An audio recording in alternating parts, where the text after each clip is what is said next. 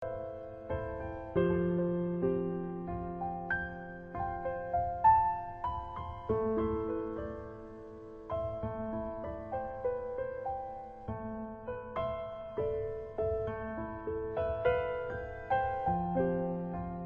hablamos de autoestima, muchas veces quizás confundimos la autoestima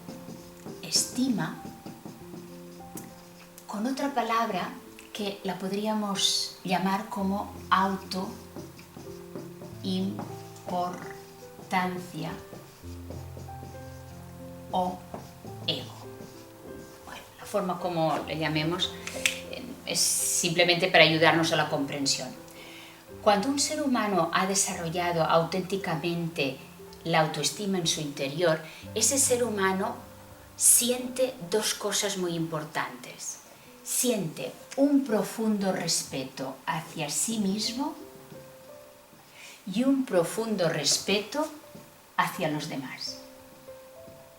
Es decir, es una persona que se respeta a sí misma, aunque a veces es consciente de que se equivoque, aprende de sus errores, pero se respeta aunque a veces se equivoca.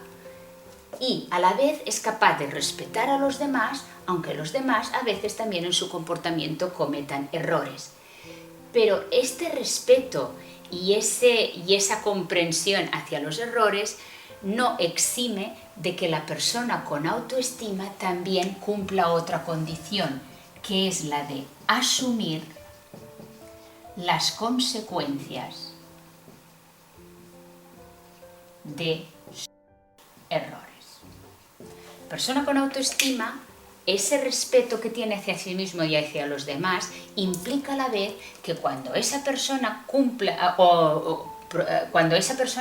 cometa algún tipo de error, él asumirá las consecuencias de ese error. Y a la vez, si es el otro el que comete un error, la persona con autoestima tampoco rescatará, ni salvará, ni omitirá el que el otro asuma también las consecuencias de sus errores. Es decir, la autoestima es un respeto hacia mí mismo, pero un respeto y a la vez una responsabilidad con lo que yo hago, con los errores que cometo y con las consecuencias que ello conlleva.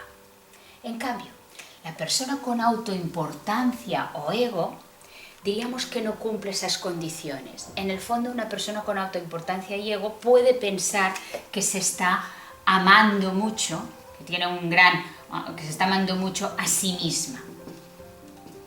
Pero esa persona que está muchas veces enorgulleciéndose o alabándose a sí misma, yo soy la mejor, por ejemplo, o yo soy el mejor, esa autoimportancia y ese ego, en el fondo, esconde una baja confianza o una baja estima hacia sí mismo, porque es como que la persona con autoimportancia o ego necesita decirle a los demás o necesita que los demás sepan que él es bueno. ¿Por qué? Porque en el fondo siente una gran inseguridad o miedo a que descubran sus debilidades o a que descubran sus errores.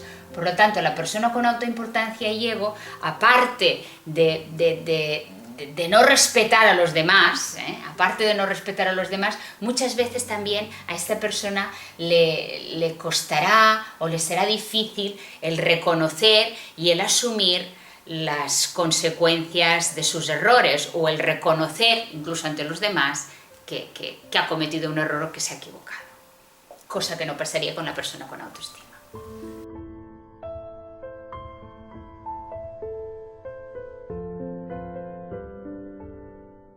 La autoimportancia diría que en el fondo es como un teatro, es como un papel que la persona está proyectando hacia los demás, como he dicho antes, para esconder ese miedo y esa inseguridad que tiene en su interior.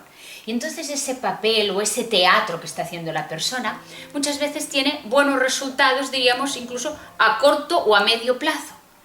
Pero siempre la vida, con sus movimientos y con sus cambios, plantea situaciones, encuentros con otras personas o con otros hechos de la vida que se nos presentan, y esa persona con autoimportancia o ego llega a un momento en que la máscara cae, la máscara cae o esa actitud arrogante o autoimportante o de autoimportancia no acaba teniendo los resultados que en un principio tenía. No sé, eso lo podemos observar, verificar en nuestras relaciones y quizás incluso a veces en nosotros mismos, porque muchas veces hemos caído en estas actitudes de autoimportancia, de arrogancia o de ego.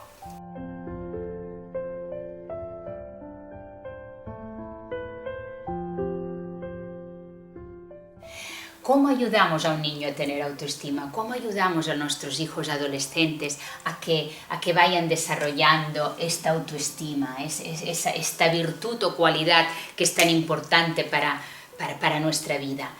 Pues la mejor manera de ayudarles, sin duda, es que seamos nosotros como padres o como educadores un ejemplo de esa autoestima que queremos ver en los demás. Por ejemplo, aquí podríamos explicar una anécdota que se atribuye a Mahatma Gandhi.